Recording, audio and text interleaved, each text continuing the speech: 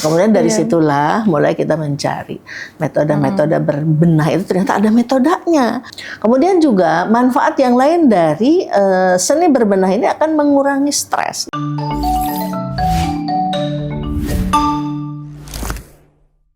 Assalamualaikum warahmatullahi wabarakatuh. Ahlan wa marhaban bikum, pemirsa Al-Qori TV dimanapun berada. Berjumpa kembali dengan saya Dina dan juga Umi Nurul dalam episode 3 mengenal lebih dekat Ma'had Al-Qori. Alhamdulillah di episode kali ini kita akan membahas sesuatu yang spesial, yaitu seni berbenah. Assalamualaikum warahmatullahi wabarakatuh, Umi. Waalaikumsalam warahmatullahi wabarakatuh. Umi, sore hari ini kita akan membahas episode yang cukup menarik nih, Mi. Yaitu berkaitan dengan seni berbenah. Nah, kalau boleh tahu, Mi, ada nggak sih, Mi, alasan khusus gitu kenapa berbenah itu disebut sebagai seni gitu? Karena kan kalau yang kita tahu seni itu berkaitan dengan lukisan, ukiran, ataupun karya-karya yang lainnya gitu. Nah, kalau berbenah sendiri, kenapa, Umi, disebut sebagai seni? Gitu, kalau ya, kita mengistilahkannya sebagai sebuah seni ya. Bismillahirrahmanirrahim. Kenapa kita berikan judul berbenah sebagai sebuah seni gitu. Agar tercipta sebuah suasana bahwa berbenah itu adalah sesuatu yang menyenangkan gitu. Kalau bisa saja kita sebutkan sebagai sebuah metode ya, metode berbenah gitu. Cuman sebenarnya metode gimana gitu ya. Orang-orang akan tertuntut gitu. Kemudian hasilnya bisa jadi sama, tapi ketika kita menyebutkannya sebagai sebuah seni, ada kepuasan yang ingin kita hadirkan bagi orang-orang yang mengikuti terlibat dalam aktivitas seni berbenah ini. Dan ini seni berbenah yang kita akan bahas ini sudah diadopsi oleh Al-Qori sebagai sebuah standar, dan ini melalui satu pengkajian yang cukup lama ya, bahwa memang harus ada metode gitu, walaupun metodenya kita sebut seni. Harus ada sebuah metode yang digunakan atau ditetapkan oleh pondok gitu, oleh pondok untuk berbenah gitu. Dan ini ada perjalanannya, ada perjalanannya, ada sejarahnya. Jadi Umi juga tidak berpikir di awal. Karena Al-Qori itu manajemennya itu muncul, terbangun gitu ya. Manajemennya, kemudian kurikulumnya tidak sejak awal itu sudah ada. Umi juga berpikir mungkin di angkatan Dina tidak terlalu ruwet, kan sedikit ya. Cuman sedikit. Jadi kalau dulu di angkatan Dina itu dengan kamar sekian, waktu itu belum pakai ranjang ya. Belum pakai ranjang, masih ngampar. Kalau malam-malam ngampar, ketika pagi itu sudah disusun, sudah gitu ya. Tapi ternyata di jumlah santri tertentu, setelah jumlah santrinya berlipat-lipat gitu, itu tidak bisa. Tidak bisa dengan metode yang sama, itu tidak bisa. Jadi Umi mulai berpikir, kenapa ini kok menjadi rumit, kok menjadi ruwet kamar itu, padahal sebenarnya semuanya juga pengen masuk kamar itu dalam keadaan ingin istirahat setelah melakukan satu serangkaian aktivitas yang sangat banyak gitu. Kemudian masuk ke kamar itu kan harusnya untuk istirahat, tapi kok menjadi ruwet gitu ya. Kemudian dari situlah mulai kita mencari metode-metode berbenah itu ternyata ada metodenya. Nah, ini kan berbeda kalau di rumah tanpa metode sudah rapi. Memang ada orang yang senang rapi, ada orang yang tidak terlalu memusingkan, ada orang yang perfeksionis gitu di rumahnya ya, sehingga kemudian ya semuanya itu harus begitu kelihatan. tanpa metode padahal itu tanpa metode, tidak mengadopsi metode yang manapun, cuman satu sama lain sudah saling memahami bahwa si ayah atau si ibu ini senang rapi sehingga agak rewel gitu kan terhadap anak-anaknya. Kemudian ya mungkin ada yang mengadopsi metode tertentu dalam berbenah gitu. Kalau di rumah isinya hanya berapa sih umumnya? Anaknya 3 jadi 5, anaknya 4 jadi 6, cuman segitu. Tapi kan kalau di pondok berbicara dengan ratusan orang, berbicara dengan ratusan orang, kalau mencuci kemudian digantung, kadang-kadang setelah kering bukan segera dilipat, digantung di ranjang. Nah, pas begitu masuk ke kamar kok seperti pasar malam. Seperti pasar malam, iya. Jadi aduh gimana gitu. Nah, ini makanya pelan-pelan kita pelajari. Pada awalnya itu kita tidak langsung ke metode KonMari ya. Tapi kita pernah mempertimbangkan sebuah metode seni berbenah, metode berbenah yang 5S itu. 5S itu sama juga sih sebenarnya, itu metode yang datang dari Jepang. Kenapa dari Jepang? KonMari juga Jepang. 5S itu dari Jepang, kemudian tapi setelah itu diaplikasikan ternyata ini tidak terlalu cocok untuk dijadikan, diadopsi sebagai metode berbenah di kamar gitu. Itu lebih cocoknya itu untuk al-Abqari secara keseluruhan ya, karena memang 5S ini sebuah budaya dalam sistem kerja rata-rata seperti itu, dalam manajemen sebuah pabrik gitu ya. Nah itu ternyata tidak cocok. Akhirnya kemudian Omi hunting lagi, ternyata menemukan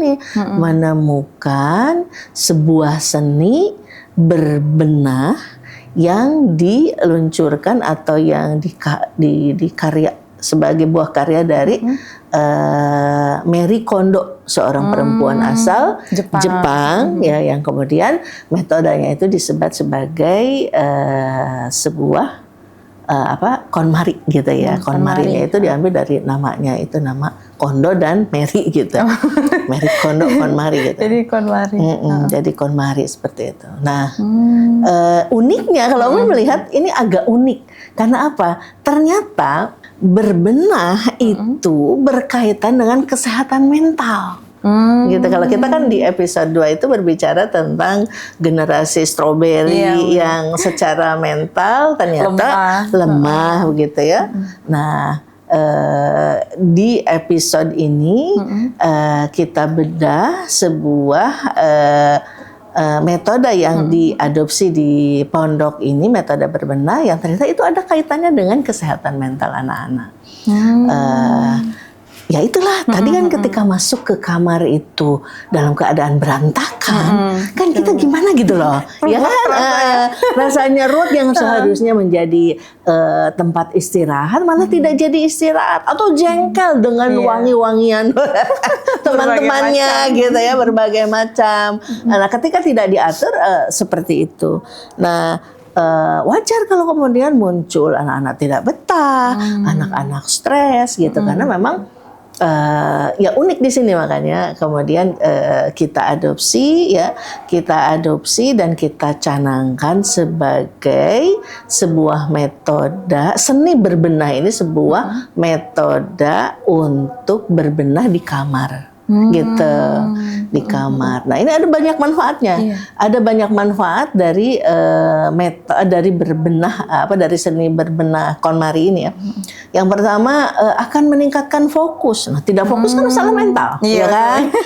Tidak fokus itu adalah masalah mental. Nah makanya kalau ini dijalankan, diadopsi, kemudian hasilnya itu akan meningkatkan fokus anak-anak karena nggak kepikiran tentang baju yang tergantung, bau teman-teman, kemudian juga suasana kamar yang dihuni oleh banyak orang, kemudian berantakan gitu. Nah ini akan anak-anak lebih fokus belajar. Apalagi kan anak-anak kita itu harus menghafal Quran banyak sekali. Dengan jadwal yang padat. Iya, jadwalnya padat. Menghafal Quran. Coba kalau menghafal Quran, kalau dalam keadaan kesel sama teman-temannya yang tidak rapi misalkan, atau ya katanya kalau kesel otaknya nutup. Bagaimana dia akan setiap kita setor itu harus setor minimal 1 makro, 2 makro, ada yang 1 halaman begitu. Nah itu akan sangat mengganggu,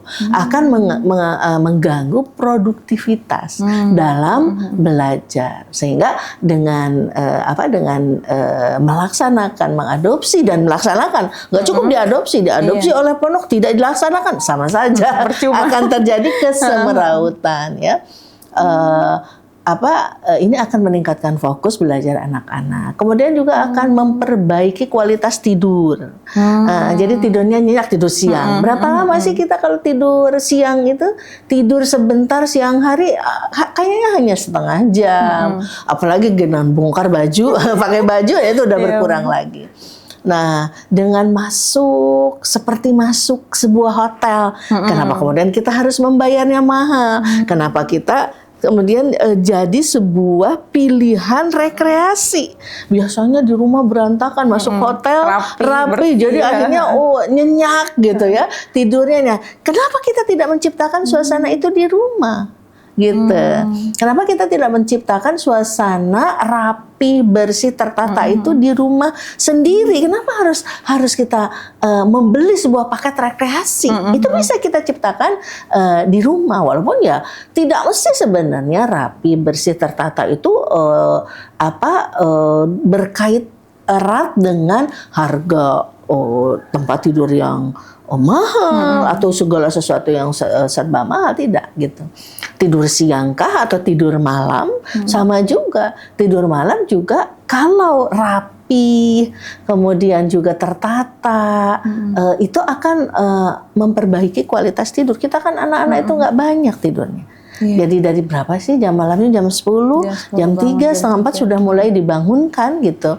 Nah itu kalau tidurnya itu tidur yang berkualitas, maka bangun itu akan segar, siap kembali memulai esok harinya itu dengan semangat baru, dengan siap belajar gitu. Kemudian juga manfaat yang lain dari seni berbenah ini akan mengurangi stres, yaitu stresnya karena berantakan, kacau sekali gitu, kacau, bau sampah atau berserak. Bayangkan aja jejak-jejak orang-orang itu, jejak sampah orang-orang kalau tidak ditertibkan itu akan membuat sangat berantakan. Nah, kemudian meningkatkan produktivitas. Jelas itu meningkatkan produktivitas karena dia terbangun dalam keadaan segar, dia belajar kembali. Tidur siang pun, maka kemudian sebentar, jam 2 kan kita ada jam belajar, jam 2 itu sudah siap belajar. Sehingga kemudian akan meningkatkan produktivitas. Jadi belajarnya menghasilkan gitu ya. Belajarnya menghasilkan. Ya belajar apapun. Kalau itu belajar tahfidz berarti nambah setorannya. Bisa kenaikan juz, ujian sekali duduk, atau sekali duduk 1 juz, atau ya bisa misalkan sekali duduk 5 juz gitu. Karena itu produktivitas. Atau belajar yang lainnya ya, belajarnya jadi fokus kan. Dengan fokus itu jadi tahu, jadi belajar bahasa Arab jadi pinter. Kelas 7, kelas 8, 9, 10 terus ada peningkatan. Ada peningkatan kemampuan, itu produktif gitu. Dan juga pelajaran-pelajaran yang lainnya banyak sekali kan di Al-Abqari itu pelajaran tentang fikih, tentang dan lain-lain. Kemudian juga dengan tertata rapi itu akan meningkatkan rasa aman, tidak takut kepeleset kan, tidak sedikit ada orang kepeleset karena ada barang tergeletak, misalkan ada pulpen, pensil, keinjek, kemudian akhirnya ada resiko tinggi untuk terjatuh gitu. Nah, kemudian ada manfaat yang keenam yang Umi catat di sini, dengan menerapkan metode KonMari, seni berbenah KonMari ini ada hemat Kenapa hemat? Karena kita itu akan ternyata aku sudah punya gitu, jadi mentalnya mental kaya.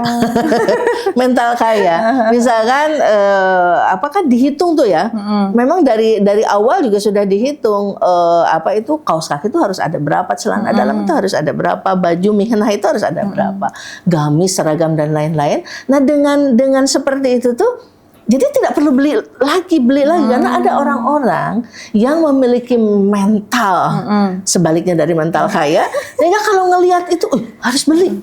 FOMO harus gitu dulu ya. apa namanya? FOMO itu namanya FOMO. Lapar mata gitu ya. Padahal tapi kalau orang yang mengadopsi seni berbenah ini, dia sudah tahu, saya sudah menghitung gitu, sebenarnya celana dalam saya yang seharusnya 1 lusin, di lemari ada 8, di jemuran ada 2. Yang kotor ada 2. Udah 1 lusin gitu. Kemudian kaos kaki juga sama. Saya tadi periksa gitu, karena memang dia itu terus-menerus memeriksa, ya dalam 1 minggu mungkin 1 kali harus membenahi isi lemari gitu, isi lemari dibenahi sehingga kemudian statusnya itu akan selalu diketahui ya. Baju abu-abu yang sudah dipakai hari Senin itu kemudian sudah dicuci, kemudian kalau Marie Kondo itu tidak harus disetrika gitu. Kalau metode KonMari tidak harus disetrika. Jadi dari jemuran itu digantung langsung dilipat masuk ke lemari, masuk ke tempatnya. Nah itu sebenarnya bukan anti setrika, akan tapi itu juga sudah rapi gitu.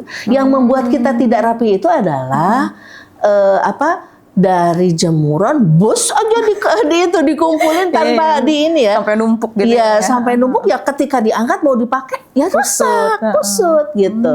Nah sebenarnya bukan anti setrika, beliau sendiri bilangnya sebenarnya bukan anti setrika, tapi apalagi untuk mondok sebenarnya itu sangat membantu ya. Membantu sekali, bahkan beberapa item itu memang tidak usah seperti celana dalam yang ada bahan melar begitu ya, itu kalau di setrika malah rusak gitu kan. Gitu. Jadi status seragam itu selalu diketahui. Loh, kenapa ya? Baju yang harusnya sudah siap, baju putih yang mau dipakai malam Jumat kok belum ada, atau gimana? Mungkin apakah mungkin masih di jemuran seperti itu tuh akan terlacak. Kalau misalkan hanya mencuci itu dalam 1 minggu itu hanya 2 kali, itu akan terlacak. Kapan dia akan mencuci, berarti yang sebelumnya sudah dicuci seharusnya sudah masuk lagi. Kemudian yang kotor yang hari ini dipakai atau yang kemarin dipakai gitu. Nah jadi tadi muncul mental kaya. Jadi barang-barang yang kita punya itu akan ada statusnya. Pulpen di box pensilnya itu, ini masih ada gitu, ternyata masih ada cadangan. Kemudian sabun-sabun, stok-stok makanan itu akan terlacak, ada jelas statusnya. Mana yang harus segera dibeli, ternyata sampo habis, berarti saya harus beli. Gitu, ternyata sabun masih ada, saya nggak harus beli. Karena kita ini pondok ya. Pondok itu di mana-mana yang namanya pondok itu kapasitas dari lemari itu tidak banyak. Gitu. Jadi kita itu harus harus bisa memasukkan semua barang-barang yang kita punya itu ke lemari yang sedikit tadi. Nah makanya kemudian kalau dalam KonMari ini nanti akan disusunnya itu ke atas. Jadi kita menggunakan beberapa kotak, misalkan gamis di sini mihnah yang lebih kecil, celana dalam yang sama bra itu yang paling atas itu disusun secara vertikal dan itu masuk semuanya. Kan kita juga tidak bisa banyak-banyak. Jadi sebenarnya ini sangat mudah untuk diaplikasikan di pondok model-model Al-Abqari itu. Karena apa? Barang yang dibawa masuk juga sudah dibatasi. Itu sudah dibatasi berapa seragam, berapa mihnah, berapa baju bebas yang boleh dibawa, kerudung, celana dalam, kaos kaki sudah terukur. Bahkan di setiap mau masuk itu akan ada sortir kan. Kita akan sortir, ini kelebihan dibawa pulang lagi. Oh ini tidak boleh ada di pondok, dibawa pulang lagi gitu. Sehingga sebenarnya ya ini lebih mudah untuk diaplikasikan di pondok daripada di rumah. Nah kalau di rumah itu harus benar-benar semua langkah-langkahnya itu diikuti, seperti kalau KonMari ini kan harus memilah antara barang-barang yang dibutuhkan dengan yang tidak dibutuhkan. Yang tidak dibutuhkan itu sebaiknya didonasikan. Gitu, didonasikan sehingga ada unsur sosial juga di situ. Bagus juga untuk kesehatan mental ya. Yang sudah tidak digunakan itu akan didonasikan, diberikan kepada yang lain, dikumpulkan. Banyak orang-orang yang membutuhkan, banyak di kampung-kampung mah ya, tidak seperti semudah di kota. Mereka mau-mau saja untuk menerima donasi baju-baju bekas gitu. Kalau di kita kan sudah disortir. Nah, disortir dari awal, kecuali yang diselundupkan. Diselundupkan lewat paket misalkan ya. Tapi itu juga kan suka ada pemeriksaan juga. Jadi yang tidak bisa masuk ke pondok, sudah over capacity, ya itu dipulangkan. Nah itu juga melatih kita itu bisa hidup minimalis, mentalnya mental kaya. Jadi mental kaya itu seperti itu, saya ada kok. Yang mental sebaliknya mental miskin itu, oh ya saya nggak punya ini, harus beli, harus order gitu. Ya, nah itu makanya metode ini, seni berbenah ini sangat positif. Kalau menurut Umi sangat bagus dampaknya kalau dilaksanakan. Nah ini kan akhirnya para pembimbing yang kemudian harus memastikan. Bahkan ada penilaian, itu kan penilaian keasramaan ya. Jadi yang rapih kamarnya dengan metode berbenah KonMari itu akan mendapatkan nilai berapa. Yang rapih juga tapi tidak mengadopsi, ada nilainya juga tapi ya kurang karena dia tidak mengadopsi. Karena sebenarnya kita memakai ini kan juga sudah ada plus minusnya, itu dipertimbangkan ya. Seperti misalkan ada yang menumpuknya secara vertikal ke atas tanpa wadah. Nah tanpa wadah ini kalau diambil rubuh semua itu resikonya. Nah kalau rubuh semuanya kita harus membenahi setiap mau pakai gitu loh. Membenahi ulang. Padahal kalau dengan KonMari ini dengan kita menggunakan kotak-kotak kardus-kardus ya, kita tinggal mengangkat kardus, resiko itu tidak ada. Sehingga produktivitas anak-anak itu lebih terjaga. Lebih terjaga produktivitas anak-anak itu tidak tiba-tiba bad mood karena apa? Kerudungnya tidak ada, bajunya tidak ada, bajunya acak-acakan yang seharusnya sudah bergegas ke masjid karena Asmaul Husna sudah dikumandangkan. Akhirnya dia harus merapikan itu gitu. Ada memang anak-anak yang belum merasa sudah rapi gitu ya, bukan dengan KonMari. Nah akan tetapi berarti ya kurang mempertimbangkan apa yang kita dapatkan dalam perjalanannya, bahwa metode-metode yang lain itu ada resiko-resiko tadi, roboh lah, ditarik roboh gitu kan. Terus kalau Umi sih juga sebelum Umi melaunching metode ini sebagai seni berbendah kepada santri, Umi juga sudah mencobanya dan Umi senang melihat lemari itu, senang melihat lemari, oh iya rapi gitu. Apalagi sama juga dengan menggunakan kotak-kotak kardus-kardus, diberi diberi sampul yang kita sukai gitu, warnanya yang kita sukai, dibungkus kertas gitu. Walaupun anak-anak ada yang menggunakan plastik ya, ditemukan sekarang banyak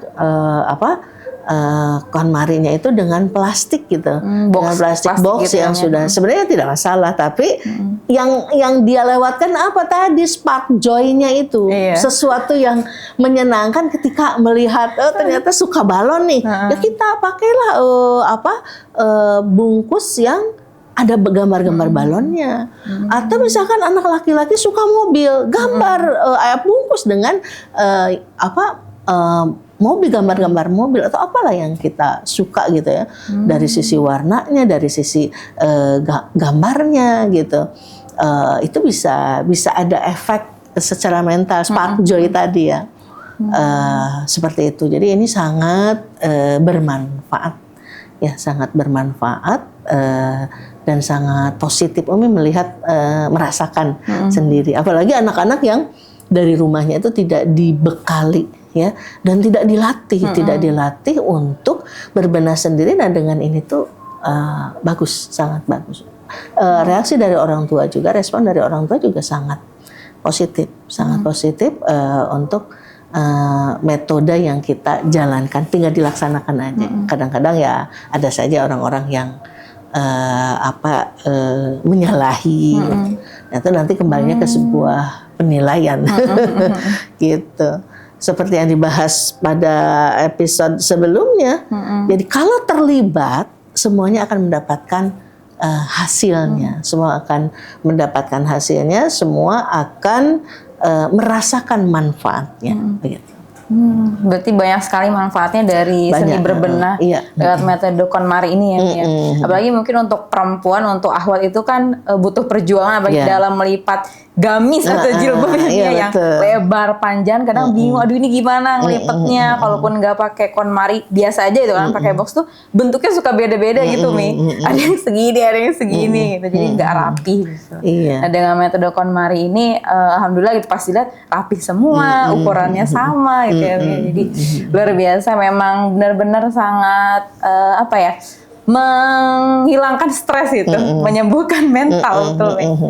Nah kalau dari segi penerapannya Mi, apakah ketika KonMari itu diterapkan gitu, anak-anak ini dalam pelaksanaannya rapih selalu atau ada juga kadang tidak rapihnya, dan bagaimana solusinya gitu? Ini harus dilakukan. Jadi gini, KonMari ini, berbenah ini adalah sesuatu yang harus kita lakukan secara berkala. Tidak bisa di awal dirapihkan, sudah sepanjang di Al-Arqori tidak pernah melakukannya lagi, ya tidak bisa begitu. Jadi secara berkala, seminggu sekali. Dengan barang-barang yang simpel itu sebentar kok. Sebentar, jadi seminggu sekali, misalkan setelah jadwal mencuci, kalau mencuci seminggu 2 kali, maka setiap habis mencuci itu sekalian membenahi lemari yang seuprit kan sedikit kan, sebenarnya sedikit. Gitu. Kalau masih rapi tinggal masukin ya udah nggak apa-apa, tidak secara global. Tapi kalau yang ini kayaknya sudah mulai harus dibenahi, maka itu bisa dibongkar.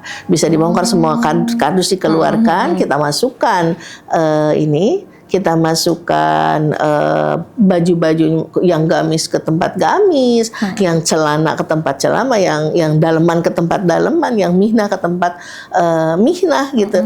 Nah itu 1 minggu 1 kali cukup insya Allah. Tidak terlalu membutuhkan waktu yang lama. Dan itu memang harus dilakukan secara berkala, gitu. Dilakukan secara berkala, sangat tergantung kepada pengawasan kita nih. Ini kalau misalkan ada anak-anak yang sudah tidak melaksanakan, banyak baju-baju yang menggantung, itu udah indikasi berarti dia tidak melaksanakan, gitu. Kemudian berantakan berarti dia tidak melaksanakan. Nah, resiko-resiko yang tadi kita bahas itu akan terjadi, seperti terlambat ke masjid, terlambat ke kelas, karena ketika narik baju kemudian roboh semuanya. Itu berarti harus membenahi lemari, dan membenahinya bukan pada saat waktunya membenahi. Maka ini harus direncanakan kapan waktunya berbenah. Setelah mencuci itu misalkan di hari Minggu ya, satu lagi misalkan di hari Rabu, berarti kan kita merencanakan hari ini saya mau mengambil baju-baju yang sudah dijemur kemudian langsung melipatnya. Itu kan berarti harus ada spare waktu, dan itu cukup insya Allah. Artinya bukan sesuatu yang lama membutuhkan waktu berjam-jam, tidak. Orang lemarinya juga kecil gitu kan, lemarinya juga sedikit. Karena itulah maka metode ini harus dilaksanakan ya dengan senang hati. Makanya kita melihatnya itu hasilnya menjadi sebuah seni ya. menjadi sesuatu yang menyenangkan, seperti melihat sebuah lukisan selesai. Oh iya. Atau menjadi seperti melihat kalau orang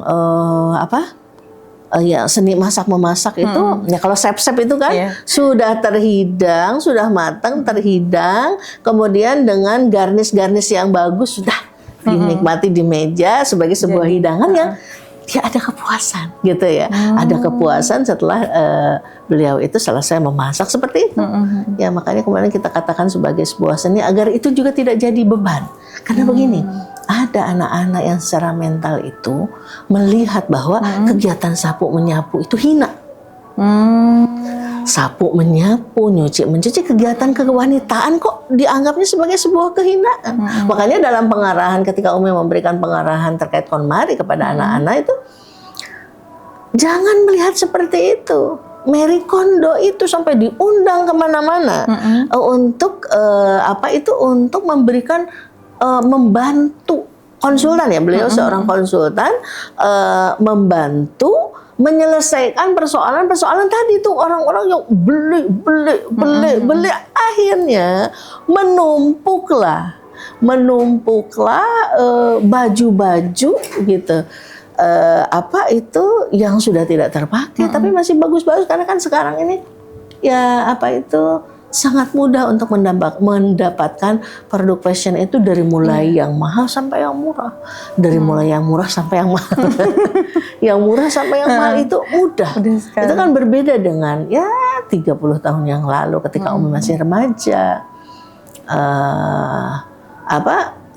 Masih tidak seperti sekarang gitu ya, tidak seperti sekarang. Nah, ini ternyata ada dampak. Ada dampak sehingga kemudian rumah itu isinya sampah semua. Begitu dibuka lemari, sampah semua. Maksudnya sampah itu apa? Hal-hal yang sudah tidak bisa dipakai. Sudah tidak bisa dipakai, ketika dipilah ternyata ini sudah tidak dipakai. Ini sebagai sudah tidak cukup gitu, sudah tidak sudah tidak muat lagi gitu. Kalau yang anaknya banyak misalkan, nanti beli lagi, ternyata udah nggak cukup tuh. Tapi masih tetap di lemari. Kan kalau kita beli baju, tapi kemudian kita tidak beli lemari, nah kan masalah gitu. Nah itu akhirnya Marie Kondo itu diundang untuk menyelesaikan masalah itu, konsultannya coba harus diapain gini dari rumah yang sangat ruwet itu. Dan beliau itu dari Jepang berangkat kemana-mana, ke Eropa, ke Amerika gitu. Walaupun ada berita ternyata ya agak putus asa juga dengan hasilnya, karena memang itu tidak bisa diselesaikan sama orang lain, harus diselesaikan sama kita. Sebagai sebuah gagasan, metode, ide ini sangat sangat bagus, walaupun nanti dalam aplikasinya tergantung kepada orang-orang.